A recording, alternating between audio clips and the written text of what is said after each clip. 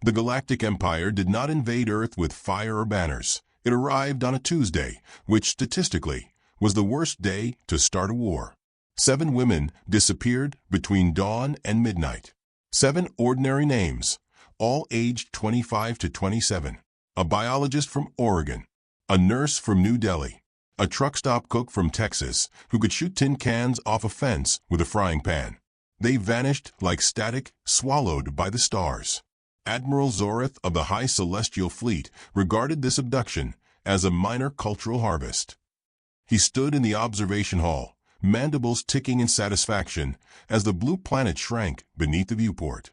To him, Earth was just another wild garden, colorful, loud, uncivilized, good for experiments but not conversation. He didn't know Earth had rules of its own. He didn't know humanity kept its monsters on a leash. Inside the transport hold, the 7 captives sat in a circle, lit by cold white lamps that hummed like mosquitoes. Panic lasted 20 minutes. Then irritation took over. The cook, Molly, crossed her arms. "Well," she said, "if they're going to abduct us, they could at least offer snacks." The nurse replied dryly, "Maybe it's an intergalactic spa package." The journalist, voice steady though her hand shook, pulled a hair tie from her wrist and tied her hair back. "We're not dying in bad lighting," she said. "Someone find a mirror or a plan." There, on the floor of an alien ship, civilization reassembled itself out of sarcasm and defiance. They used the hem of a coat to map escape routes in dust, marked doors with lipstick, and started a running list titled, "Reasons They'll Regret This." Number 1, because we said so. When Zorith entered to inspect his prizes, the women stared at him like a zoologist meeting a mildly disappointing specimen. The translator device hiccuped over human tone, misrendering Molly's slow Texan drawl as a formal diplomatic statement. "Tell your emperor that we prefer coffee over captivity." Zorith, misunderstanding the idiom, noted in his report that Earthlings required caffeinated tribute to ensure docility. Across the galaxy, in the marble corridors of the Empire's capital, courtiers chuckled. Primitive bipeds, they said, barely out of combustion engines.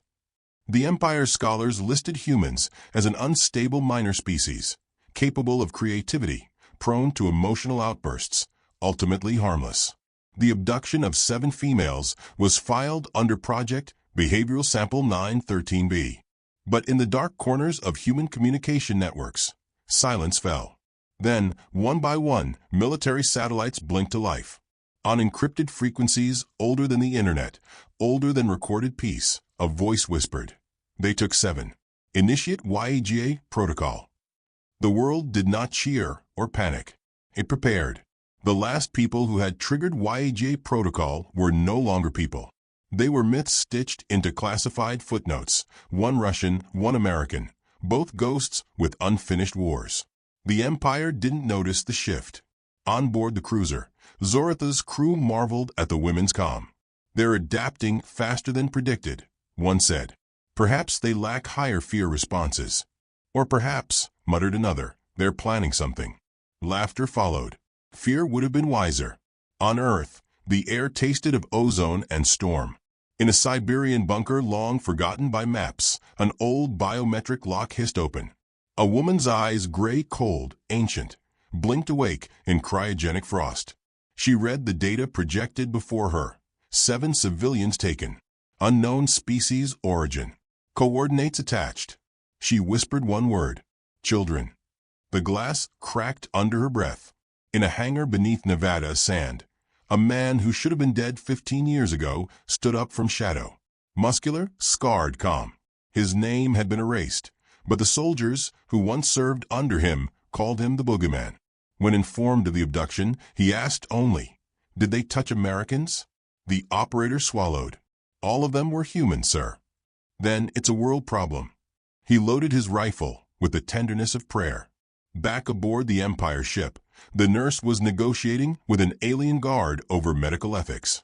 The guard, tall and crystalline, explained they would be studied, not armed. "For science," he said. She smiled sweetly. "So we're half the things we've already cured." The guard didn't understand, but the smile unnerved him. Each of the 7 had begun, unconsciously, to play a role. The journalist gathered intel through flattery. The biologist cataloged alien physiology. The cook tested their diet, declared it inedible vegan nonsense, and convinced two guards to bring her protein rations, which she used to lure the others into conversation. By the third day, the captives had formed a small republic of rebellion inside the cell, complete with sarcasm-based morale system and a whiteboard stolen from a maintenance bay. The Empire analysts watching the footage made notes about primitive social bonding and rapid emotional regulation. They didn't realize the humans processed trauma by joking about it. They didn't realize laughter for Earth's children was camouflage. On the fourth rotation, the ship received a transmission. It wasn't from the Empire. It was from Earth. No image, only sound, a woman's voice, smooth as static, controlled as a blade. "This is the last polite message you'll ever receive," it said. "Return the 7, or we send what you left buried." Zorith replayed the message thrice. "Is this a threat?" he asked. "No, sir," said the translator. "It registers as hospitality withdrawn." The crew laughed again. The Empire didn't do superstition.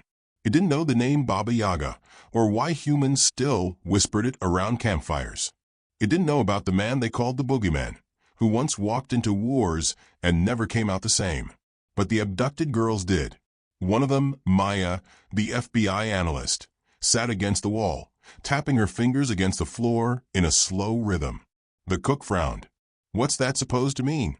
"Morse code," Maya murmured, "for whoever's listening." "And what are you saying?" She smiled faintly. "That the witch will come for us." Hours later, the Empire ship drifted past the Kuiper Belt. Their sensors detected a cold region behind them. No light, no radiation, no heat. The navigator reported it as spatial static. Then the static moved. Back on the bridge, Zorith leaned forward. "What vessel approaches?" "No identification, sir. It's broadcasting music."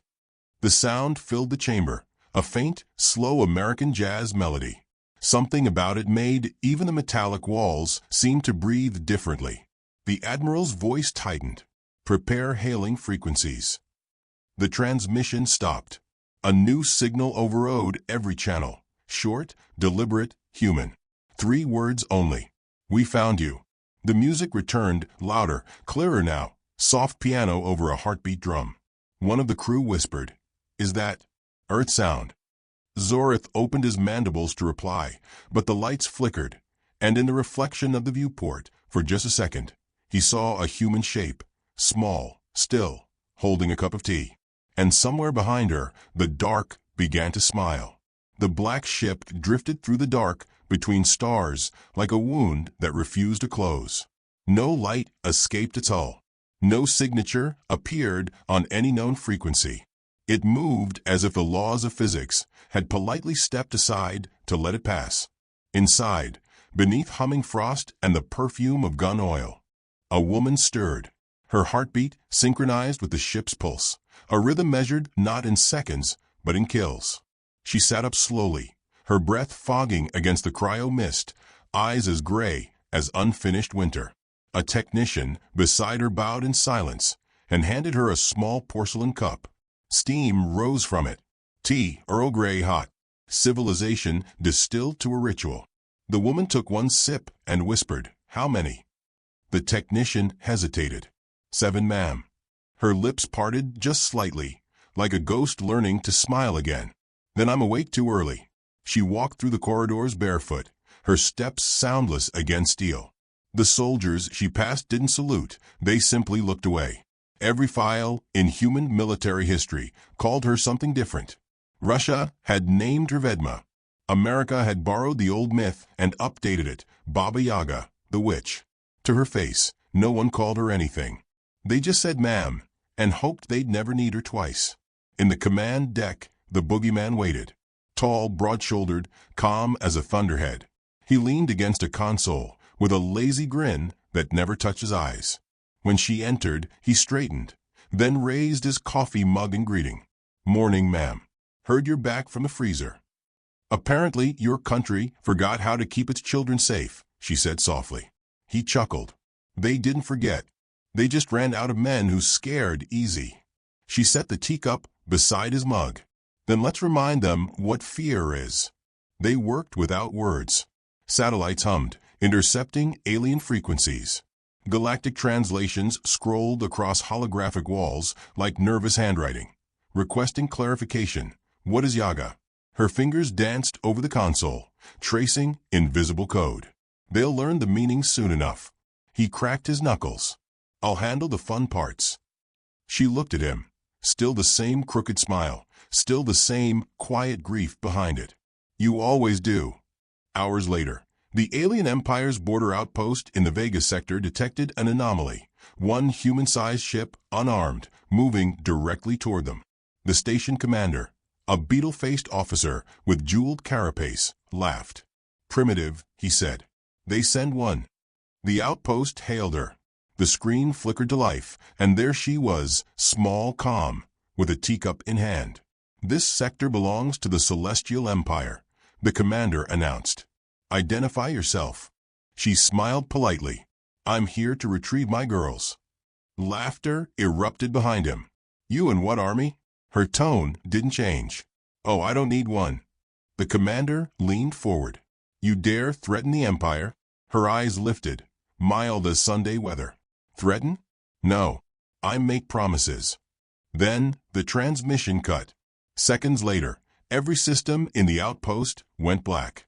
No alarms. No light. Just the whisper of doors, ceiling, and the sound, soft, deliberate, of footsteps.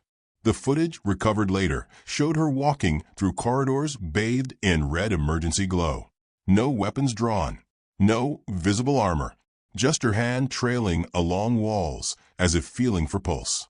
The first alien who aimed a rifle never fired. His weapon simply melted in his claws. The second screamed something about chemical warfare before vanishing into smoke. She reached the command room, set down her teacup, and spoke one sentence the camera caught clearly. Where are the 7? No one answered. She left, carrying nothing but silence. Meanwhile, far across the Empire, the Boogeyman slipped into their datanet like a song with bad intentions. He replaced navigation beacons with American jazz, rerouted entire fleets to chase phantom signals, and rewrote propaganda broadcasts into country lyrics.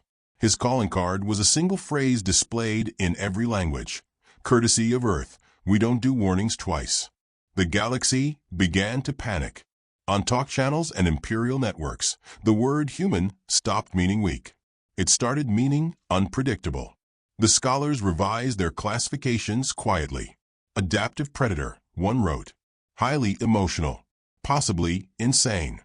At a secret meeting of the Empire's High Council, voices clashed. They can't have done this alone. They have allies, parasites perhaps. Then why do our sensors show only one ship? A nervous aide suggested negotiation.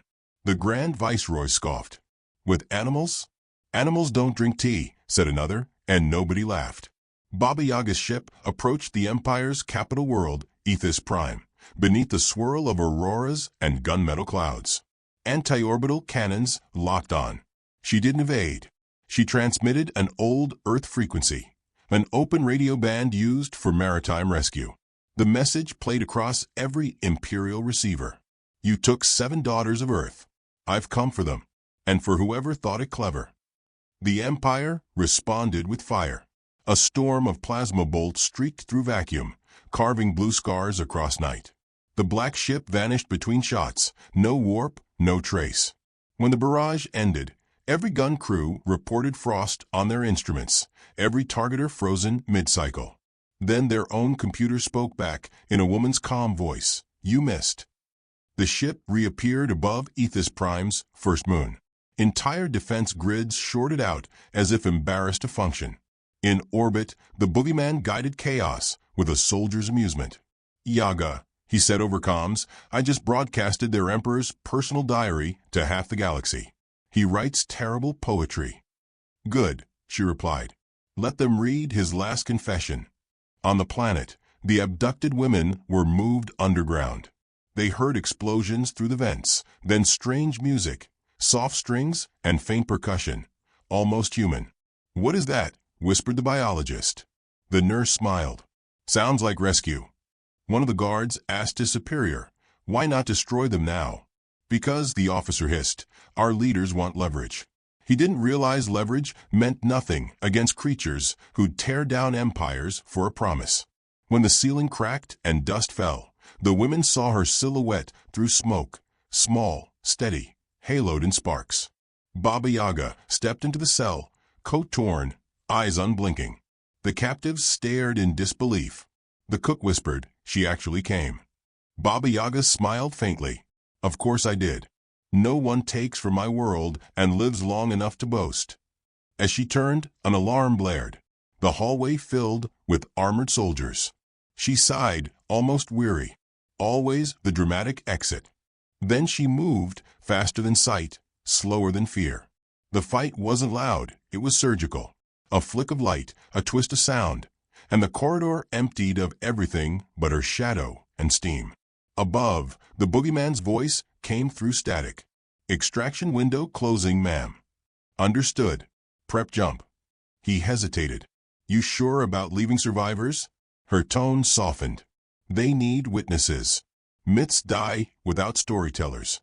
Minutes later, the 7 women stood on the ship's deck, wrapped in thermal blankets, staring at the planet shrinking beneath them. The journalist finally asked, "Who are you really?" Baba Yaga looked out at the stars, her reflection split across the glass. "A ghost your ancestors built for emergencies." The cook swallowed. "What kind of emergency?" "The kind that starts with mercy," she said, "and ends with fire." In the distance, the Empire's distress calls bled into static. Fleet after fleet went silent. Somewhere, the boogeyman laughed, low, easy, like a campfire catching wind. "They still think this is revenge," he said. Baba Yaga shook her head. "No, this is the warning." Then the ship vanished again into the cold between suns, leaving behind only whispers and the faint taste of tea on the ashes of an empire. The empire cracked not with an explosion, but with laughter. Human laughter. It began as static on the imperial networks, half-translated phrases, old radio jingles, and the unmistakable voice of a man singing off-key. "Take me home, country roads," echoed through warships armed with planet killers. At first, the admirals thought it was a glitch. Then the ships started vanishing. The boogeyman was in their systems now. He didn't fight fair. He didn't fight loud.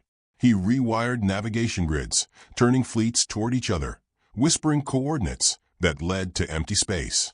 He left behind his signature phrase like a burn mark on every terminal.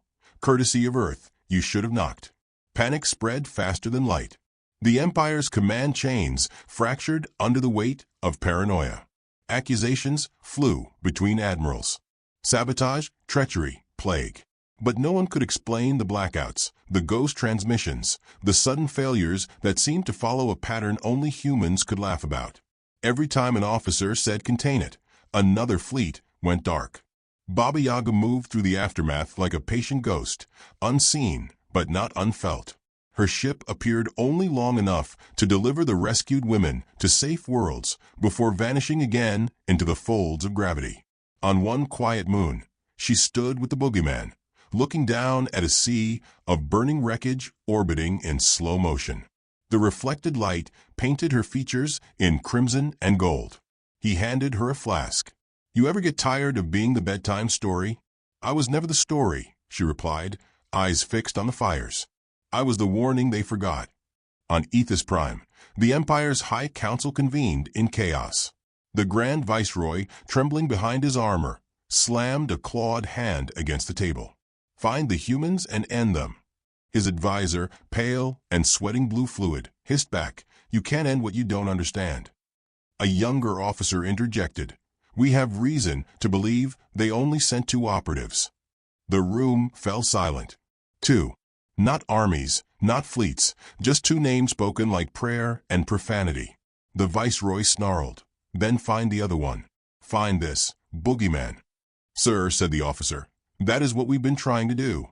The boogeyman found them first. He hijacked the Empire's propaganda networks and broadcast a video of himself sitting in a cafeteria somewhere. Clean uniform, relaxed posture, chewing on a sandwich. "Howdy, Galaxy," he began with a grin. "Names not important. Just wanted to clear a few things up. We ain't conquerors. We ain't gods. We're just people who don't like bullies. You took our girls, and that was a mistake. You hurt them, and that's a tragedy. You tried to cover it up, and that's suicide. He took another bite, chewed, and winked. Anyway, have a nice day. Across thousands of worlds, alien citizens watched the message with growing disbelief. The boogeyman didn't look like a monster. He looked tired, almost kind. That made it worse. When the feed ended, riots began, not against humans, but against the Empire itself. They brought this on us, people shouted. They lied about Earth. Meanwhile, Baba Yaga's presence spread like a fever dream. Survivors of her attacks described the same impossible calm. One pilot swore she'd walked across the hull of his ship as if gravity obeyed her. Another claimed she spoke to him gently before shutting down his heart without touching him. The Empire tried to censor these stories, but stories are viruses that thrive on fear. Among the 7 rescued women, the transformation was quiet but profound. They had seen what humanity could do when provoked. Now, under Baba Yaga's guidance, they became diplomats of a new kind, spreading human resilience, teaching humor where despair once lived. On a shattered colony, the biologist knelt beside a wounded alien child and said softly, "You're safe now. The witch only kills the cruel." The word spread faster than news. The Empire's morale collapsed. Soldiers began abandoning posts, whispering that the humans had eyes in every shadow. Fleet commanders refused orders. Some ships surrendered to passing asteroids. Even the Empire's artificial intelligences began questioning survival odds and requesting early deactivation. Baba Yaga and the boogeyman met again aboard a derelict cruiser caught between 2 suns. The metal groaned under cosmic tension, light bending through shattered glass. He leaned against a bulkhead, cleaning his knife with a rag. "They're eating themselves alive," he said. "That's what empires do when they run out of lies." "You think they'll surrender?" "They already have," she replied. "They just don't know the words yet." He studied her face, the stillness, the exhaustion. "And what about us?" She turned toward the viewport where Ethis Prime burned on the horizon. "We go home." "Home," he repeated softly. "Still sounds like fiction." She smiled faintly. "Then we'll write it better this time." But even as they spoke, the Empire's remnant leaders made a final decision. They would retaliate with a weapon never tested, a gravitational imploder capable of erasing entire systems. In the heart of the capital, engineers worked in silence, praying the humans wouldn't find out. They didn't know the boogeyman was already inside their code, watching, amused. He uploaded one final line into the launch system. "By order of the Human Contingency Act, all unauthorized genocide attempts will self-destruct." Then he pressed enter. When the imploder activated, it folded in on itself, devouring its own control hub in a bloom of silent light. Ethis Prime cracked like an egg, molten rivers crawling through its veins. The boogeyman stood at the edge of the ship's deck, the explosion reflected in his sunglasses. "Guess that's one way to resign," he muttered. Baba Yaga joined him. "The galaxy will call it justice." He shook his head. "They'll call it survival. We just taught them how ugly that word really is." Back on the freed world, the 7 women watched the sky where the Empire's fleet once ruled. Their fear was gone now, replaced by something heavier: understanding. The nurse whispered, "Do you think they'll ever forgive us?" The journalist answered, "They'll learn to live with us." That's close enough. For a time, it seemed over. Systems went quiet. The black ship hid among comets, its engines cold. But beneath the silence, something moved, a transmission from deep space, encrypted in an ancient Earth cipher. The signal contained one phrase: Phase 2 approved. The boogeyman read it, sighed, and looked at her. "You expecting company?" Baba Yaga's expression didn't change, but her grip tightened around the teacup she carried like a relic. "They think this was vengeance," she said. He frowned. "Wasn't it?" She looked out at the dead starfields, her voice softer than smoke. "No, this was only the rehearsal." A long pause stretched between them, filled with the hum of distant systems dying. Then, faintly from somewhere across the void, came a sound neither of them had heard in years, Earth's anthem, distorted but unmistakable, carried on stolen frequencies. The boogeyman exhaled a slow, grim laugh. Guess humanity just woke up. And in the reflection of the viewport, the stars began to move like eyes turning toward prey. The galaxy burned like a dying candle, soft light flickering over 1,000 worlds that had once bowed to the Empire. Now they whispered a different word. Humans. No anthem, no empire, no victory parade. Just silence heavy with realization. Humanity had not conquered. They had corrected. Baba Yaga stood in the shadow of the wreckage, the black ship hovering above Aethys Prime's shattered remains. Beneath her boots, fragments of the imperial throne still glowed faintly from the imploder's heat. Around her, the air trembled with static grief. The boogeyman approached, coat fluttering in the dying wind, his face lit by distant explosions. "They're surrendering," he said quietly. "Every remaining admiral is sending the same message." "What message?" she asked without turning. He handed her a data slate. On its screen, the translation shimmered. "We yield. Please stop smiling." Her expression didn't change, but the faintest breath of amusement curved her lips. At least they learned politeness. She turned away, the wind carrying ash across her cheek like snow. "You think this ends here?" he asked. "Nothing ends," she murmured. "It just stops pretending." Across the system, Imperial civilians watched the feeds in disbelief. The witch and the soldier, standing in the ashes, looked nothing like the monsters they'd imagined. They weren't celebrating. They were quiet. Too quiet. Fear grew sharper than fire. The Empire had fallen to people who smiled when they should have cried. Baba Yaga walked through the ruins, tracing her hand over scorched walls and melted insignias.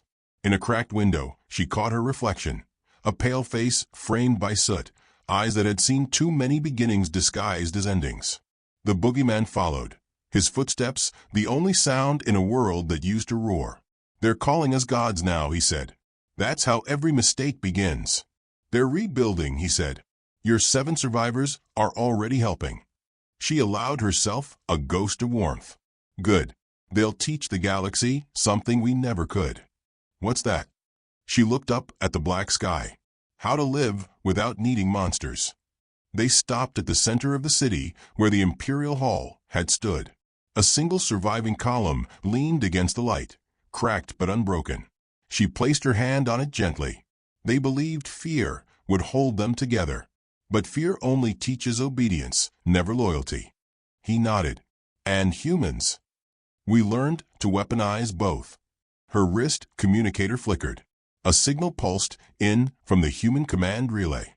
Voices of generals, diplomats, analysts, arguing, planning, celebrating. "Earth acknowledges success," the message said. "You are ordered to return." The boogeyman exhaled through his nose. "They'll write books about this." She shut the device off. "Then let them write lies. Truth has done enough damage for one lifetime." Above them, the black ship's engines hummed. The rescued 7 stood inside its hull, watching through the viewport. They weren't soldiers, but the galaxy already treated them like saints.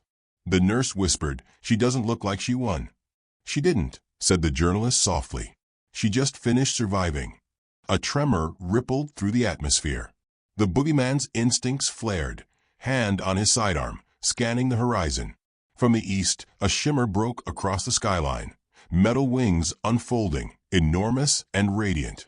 One last Imperial dreadnought rose from the ruins, half alive, half burning, a beast refusing extinction. Its cannons locked onto the black ship. "Guess somebody missed the memo," he muttered. Baba Yaga looked up, serene. "Always one left." He grinned. "You take the left flank. I'll make noise." She shook her head. "No. You've made enough noise for one war." He frowned. "You can't take that thing alone." "I don't have to." She stepped forward, placing a hand on his chest. "They're watching, old friend. Let them see how humans say goodbye." She leapt into the air, gravity bending around her like silk. The dreadnought's cannons fired, columns of plasma slicing the sky, but every beam curved away, repelled by a field of shimmering frost. She landed on its hull, with the grace of falling rain. Through the calm, the Boogeyman heard her voice, calm as ever. "This is unnecessary. Stand down." The dreadnought answered with fire. So she stopped asking. The ship's sensors recorded it, the impossible pattern, the human-shaped blur moving faster than reaction time. Each cannon dimmed, one by one, until the dreadnought hung motionless in orbit. For a heartbeat, all was still. Then light erupted from its core, blinding, pure, beautiful. The explosion unfolded like a blooming flower, and in its center stood Baba Yaga, untouched, eyes closed. On the surface, the Boogeyman watched in silence. His jaw tightened, but there was pride in it too. "You always did have a flair for the dramatic," he whispered. When she returned, descending like ash on the wind, she looked almost weightless. "It's done," she said. He raised an eyebrow. "For them or for us?" She didn't answer.